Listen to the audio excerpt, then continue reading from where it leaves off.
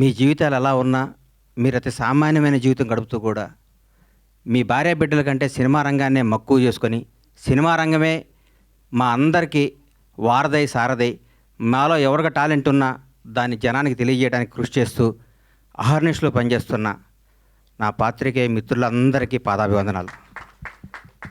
మీరు చేసే కళామ తల్లి సేవలో మీరు చేసే కష్టంలో మీరు ఫలితం పొంది చాలా తక్కువ, మీరు అనుభవిస్తుంది చాలా తక్కువ.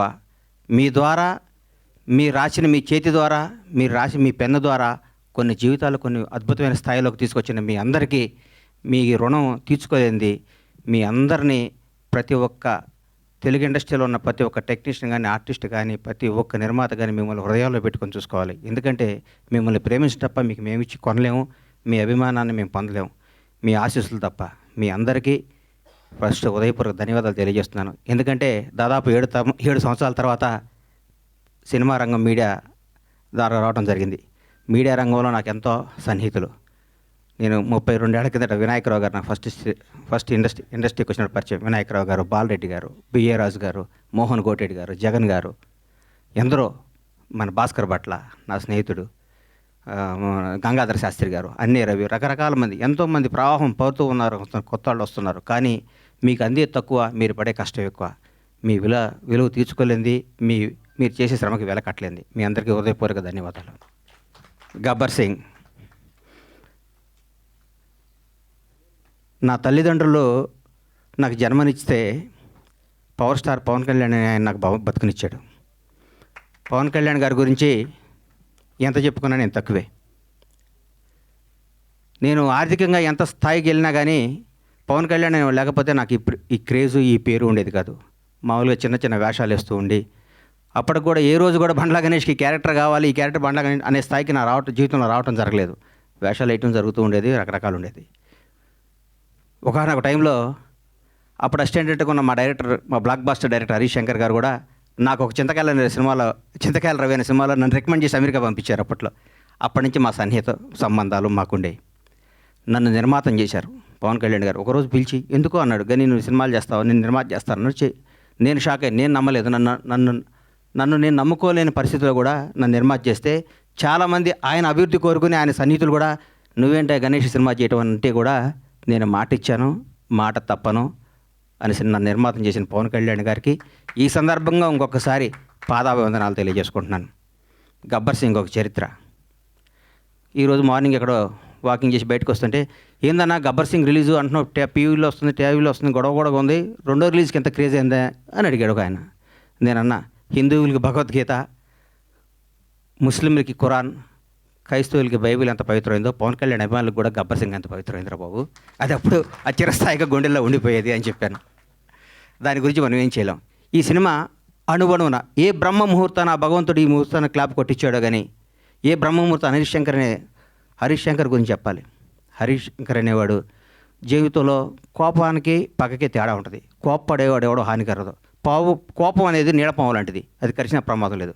పగ అనేది నాగుపాము లాంటిది, కరిస్తే చచ్చిపోతాం. మేమందరం కోప్పడే బ్యాచ్ అది. మేము ఏదన్నా గబగబ మాట్లాడుతుంటాం కానీ మేము ఏది మనసులో పెట్టుకోం. మాకు ఆ క్షణం నా పని అయిపోవాలి, ఆ క్షణం అది అయిపోవాలి. అంతేగాని మాకు కోపమో మాకు ఈగోనో మాకు మాట్లాడటం రాదని మీరు అనుకోవద్దు. మేము చాలా చిన్న స్థాయి నుంచి వచ్చిన వాళ్ళం కాబట్టి, చిన్న కుటుంబాల నుంచి వచ్చిన వాళ్ళం కాబట్టి, ఈ రంగుల ప్రపంచంలో మాకు స్థాయి వచ్చింది కాబట్టి, ఈ రంగుల దాంట్లో మాకు పేరు వచ్చింది కాబట్టి, దీన్ని నిలుపుకునే తాపత్రంలో మేము గబగబా మాట్లాడి కొన్ని తప్పులు చేస్తే దాన్ని మీరు మనసుకు తీసుకొని మమ్మల్ని హర్ట్ చేశాడు, మీ చేతిలో పెన్ అనే ఆయుధంతో మా జీవితాన్ని మీద మచ్చరాయకూడదని మనస్ఫూర్తిగా మీకు కోరుకుంటూ, మీ ఆశీస్సులు ఉండాలని ఆశిస్తూ, మీ అందరి ఆశీస్సులతో మేము పైకి రావాలని ఇంకొకసారి కోరుకుంటున్నాం. ఈ గబ్బర్ సింగ్ అనే సినిమాని అణువణువున ప్రతి అడుగు, ప్రతి మాట, ప్రతి క్షణం, ప్రతి కష్టం హరీష్ శంకర్కే చెందుతుంది. హీరో గారితో అంతకుముందు నేను తీన్మార్ సినిమా తీశా. హీరో గారు ఎవరేం చెప్తే అది చేస్తాడు, పాపం నమ్మితే వదిలేస్తాడు. గబ్బర్ సింగ్ అనే చిత్రాన్ని హరీష్ శంకర్ ఏం చెప్తే అది చేద్దామని ఫస్ట్ డే నాతో చెప్పాడు. బాబు నేను షర్టు గుండీ లిపితే పోలీసు అడిగిపోతాడా అని అడిగాను నేను ఒకరోజు. నీకెందుకురా, నువ్వు దూరం కూర్చో అనేవాడు నన్ను. ఆయన ప్రతి ఒక్కటి అంత గొప్ప సినిమా. 12 సంవత్సరాల కెరీర్లో ఆ ప్రయాణంలో ఒక్కొక్కళ్ళు మల్లెపూలు ఇస్తే కొంత తల్లో పెట్టుకుంటే కొంత ఎక్కడో పెట్టుకుంటారు. హరీష్ శంకర్ని వాడుకునేవాడికి తెలుస్తుంది హరీష్ శంకర్ పవర్ ఏంటో. వాడుకునేవాడు ఎక్కడో పెట్టుకుంటే మనం ఏం చేస్తాం దానికి. ఇప్పుడు మల్లెపూలు ఉంటాయి, కొందరు తల్లో పెట్టుకుంటారు, కొందరు దేవుడి దగ్గర పెడతారు, కొందరు ఇంకెక్కడో పెడతారు. మా హరీష్ శంకర్ అనే ఒక డైమండ్ని ఎక్కడో పెడుతున్నారు. హరీష్ శంకర్ అనేవాడు నాకు వస్తే హరీష్ శంకర్ అనేవాడు ఎక్కడితే ఆ పువ్వు అనేవాడిని ఎట్లా నేను చూపిస్తాను. నేను హరీష్ శంకర్ అనేవాడిని అద్భుతంగా ఒక సీసాలో అద్భుతమైన సీసాలో సారా పోతే సారా సీసా అవుద్ది, పాలు పోతే పాలు సీసా, అమృతంతో అమృతం సీసా అవుద్ది. హరీష్ శంకర్ అనేవాడు సీసాలు అంటాడు. ఆ సీసాలో అద్భుతమైన సినిమా కథ చేసుకుంటే హరీష్ శంకర్ తెలుగు ఇండస్ట్రీలో రాబోయే 25 ఏళ్ళు డైరెక్టర్గా నంబర్ 1గా ఉంటాడు. నాకు తెలుసు హరీష్ శంకర్ అంటే ఏంటో, నాకు తెలుసు. పవన్ కళ్యాణ్ గారి గురించి ఏం చెప్పమంటారు, ఎందుకు చెప్పమంటారు, ఎన్నేం చెప్పమంటారు. ఒక గొప్ప మానవత్వం గల వ్యక్తి, ఒక నిజాయితీ గల నిబద్ధత గల వ్యక్తి, నీతివంతుడు. తన కోసమే కాదు, తన బిడ్డల కోసమే కాదు, తన బిడ్డల కోసం, తన కుటుంబం కోసం అంటే సంవత్సరానికి ఒక సినిమా చేసుకుంటూ ఎవరిని కలపకుండా 6 నెలలు ఇక్కడ, 6 నెలలు ఫారిన్లో, 6 నెలలు జనాన్ని కనపడకుండా నెలకు 10 రోజులు షూటింగ్ చేసుకుంటూ సంవత్సరానికి భారతదేశంలో ఏ నటుడు పొందనంత అత్యధిక రెమ్యునేషన్ పొంది కూడా హాయిగా బతకగల కెపాసిటీ ఉన్న పవన్ కళ్యాణ్ ఈరోజు జనం కోసం కుటుంబాన్ని వదిలేసి, పిల్లల్ని వదిలేసి, తన సుఖాలను వదిలేసి, అన్నీ వదిలేసి అహర్నిశలు పోరాడి 10 సంవత్సరాలు, దాదాపు 10 సంవత్సరాల పాటు, 10-12 సంవత్సరాల పాటు ప్రజల కోసం పోరాడి ఈరోజు ఒక స్థాయిలో ఉన్నారు. నేను పూర్తి స్థాయిలో ఉన్నాను నేను చెప్పను, ఎందుకంటే నేను ఆయన ఎక్కడో ఊహించుకున్నాను. అది అవుద్ది, ఆయన రోజు నేను మాట్లాడతా. పవన్ కళ్యాణ్ ఒక నిబద్ధత గల వ్యక్తి, నిజాయితీగా బతికే మనిషి, నీతిగా బతికే మనిషి. నన్ను ఒక ఆయన, అరే హీరో పవన్ కళ్యాణ్ గారు ముఖ్యమంత్రి అయ్యారు కదా, ఒక చిన్న పని చెప్తా అన్నాడు. నేను పైనుంచి కింద చూశాను, నిన్ను నన్ను కొడతాడు నాయన, మనం కొందరిని దూరం నుంచి చూడాలి, కొందరు దగ్గరికి వెళ్తాను ట్రై చేయకూడదు, మనకు అనవసరం అవన్నీ, ఆయన ఎప్పుడు పిలిస్తే వెళ్తాను వదిలేయని చెప్పాను.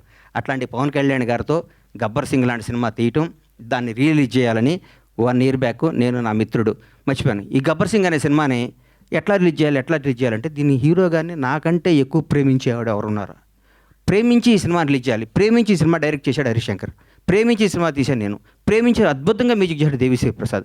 ప్రతి ఒక్కళ్ళు, రమేష్ రెడ్డి గారు కానీ, సతీష్ కానీ, ఆ కోడైరెక్టర్లు కానీ, మా బాబీ కానీ, రామారావు గారు కానీ, ప్రతి ఒక్కళ్ళు ఈ సినిమాకి, మా విజయ్ కానీ డైరెక్టర్ అయ్యాడు విజయ్ కానీ, ఒక్కళ్ళు కాదు, మా హనుమంతరావు గారు కానీ, మా సుబ్రహ్మణ్యం కానీ, మా అయ్యప్ప కానీ, మా ప్రొడక్షన్ కానీ, మా టీం, మా శ్రీనివాస్ గారు కానీ, ప్రతి ఒక్కళ్ళు ఈ సినిమా ఇది కొట్టాలి సార్, ఇది కొట్టాలి, ఇది పండగ. ప్రతిరోజు మా ఇంట్లో ప్రతి షూటింగ్ అంటే పండగ జరిగే షూటింగ్. ఈ షూటింగ్లో హీరో గారు గుర్రం నుంచి పడబోయాడు. ఎక్కడ మన అది ఎవరన్నది గుజరాత్లో. షాక్ అయిపోయాను నేను, కింద పడితే ప్రాణం పోయేది. ఆ రోజు పవన్ కళ్యాణ్ గారికి ప్రాణం పోయేది. మాకు తెలియదు ఆ గుర్రం మా మాట ఉంటుందని. డైరెక్టర్ ఉన్నాడు, నేనున్నాను, గుండె ఆగిపోయింది. ఆ రోజు పొరపాటున ఎన్ని ప్రమాదాలు తట్టుకున్నామండి ఈ సినిమాలో, ఎన్ని ప్రమాదాలు. ఎంత కష్టపడ్డాడండి హీరో గారు. డైరెక్టర్ ఏం చెప్తే చేయమన్నాడు, ఏం చెప్తే చేశాడు. ఏం జనం దీనికి బ్రహ్మరథం పట్టారు. పవన్ కళ్యాణ్లో కడుపు నిండా ఒకే రోజు బిర్యానీ, చికెన్ బిర్యానీ, మటన్ బిర్యానీ అన్నీ కలుపుకొని కడుపు నిండా నిద్రపోయిన ఈ సినిమాని ఈ విధంగా రిలీజ్ చేయటం నా అదృష్టం. మా సత్యనారాయణ గారికి, ఈ సత్యనారాయణ గారిని ఎందుకు ఎన్నుకున్నానంటే, జనసేన నాయకుడు ఆయన. పవన్ కళ్యాణ్ గారిని నాకంటే ఎక్కువ అభిమానించేవాడు, పవన్ కళ్యాణ్ గారిని నాకంటే ఎక్కువ ఉన్నత స్థాయిలో చూడడానికి గొడవ కూడా చేసేవాడు. అట్లాంటి ఆయన చేతిలో ఈ సినిమా పెడితే అద్భుతంగా ఉంటుంది. ఈ సినిమాని ప్రతి ఒక్కరూ ఈరోజు రిలీజ్ అయిందనే విధంగా చూసే విధంగా ఈరోజు ఇంత క్రేజ్ రావటం అంటే, గబ్బర్ సింగ్ రిలీజ్ అప్పుడు ఎన్ని ఫోన్లు వచ్చినా అన్ని ఫోన్లు వస్తాయి, నాకు టికెట్లు అని. నేను థియేటర్లకు ఫోన్ చేసిన టికెట్లు, సార్ ఇది సెకండ్ రిలీజ్ అని మేము ఆల్రెడీ అన్ని పెట్టేస్తే మొత్తం అయిపోయినాయి సార్, మాకే టికెట్లు లేవంటున్నారు వాళ్ళు. నేనేం చెప్పాలి, నాకు అర్థం కావట్లేదు. థియేటర్లు పెంచుతున్నాం, అద్భుతంగా చేస్తున్నాం. ఇది సినిమాని ఇంకొకళ్ళు రిలీజ్ చేయాలంటే కూడా గబ్బర్ సింగ్ అంత కలెక్షన్ రావాలని అనుకొని రిలీజ్ చేసే స్థాయిలో ఉంటుంది ఈ సినిమా రిలీజ్.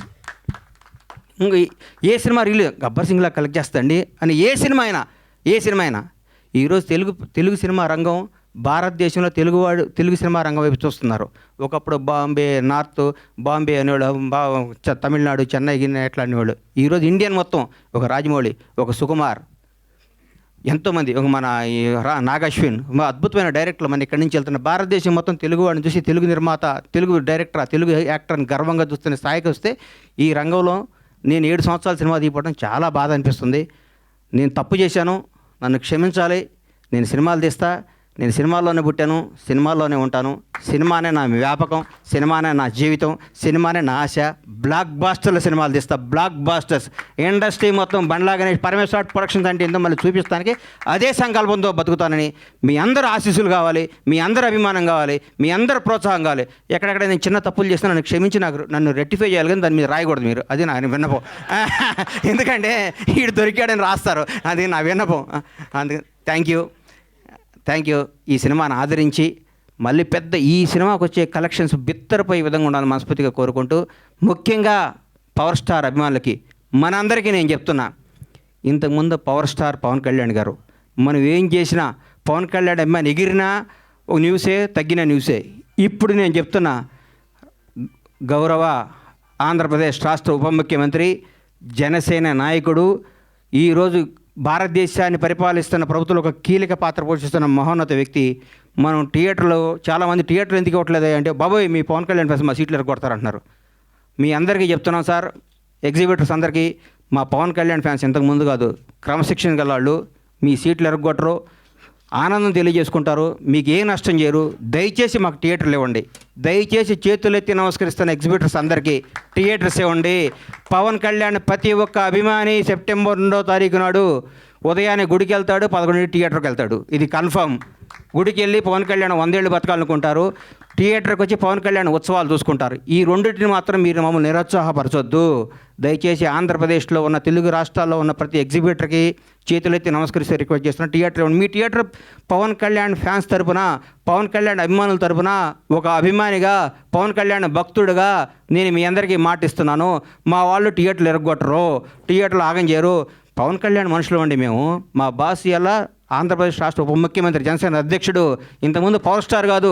మేము మా దేవుడి కోసం మీకు ఏ హాని తలపెట్టం, మేము అభిమానించుకుంటాం. ఈ గబ్బర్ సింగ్ సినిమా తీస్తే మాకు దైవ దర్శనం జరిగినట్టు, కాబట్టి మా దైవ దర్శనానికి మీరు ఆటంకం కలిగించొద్దని రిక్వెస్ట్ చేస్తున్నాం. ఈరోజు ప్రతి ఒక్క కార్యకర్త, తెలుగుదేశం లేదు, బీజేపీ లేదు, ఆంధ్రప్రదేశ్లో ఉన్న జనసేన ప్రతి ఒక్కళ్ళ రోజు థియేటర్లో ఉంటామంటున్నారు. మీరు థియేటర్లు ఇవ్వకపోతే ఎట్లా సార్? ఇవ్వండి, దయచేసి ఇవ్వండి, మమ్మల్ని ఎంకరేజ్ చేయండి. Thank you.